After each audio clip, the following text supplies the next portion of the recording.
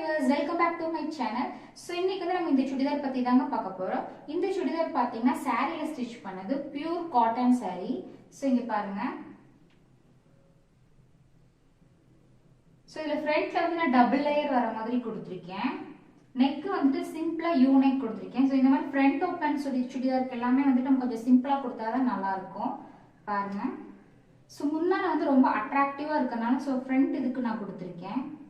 next உள்ள வந்து பார்டர்ல கீழ வந்துட்டு கொஞ்சம் பார்டர் வரும் சோ அத வந்துட்டு நான் இங்க அப்ளை பண்ணிருக்கேன்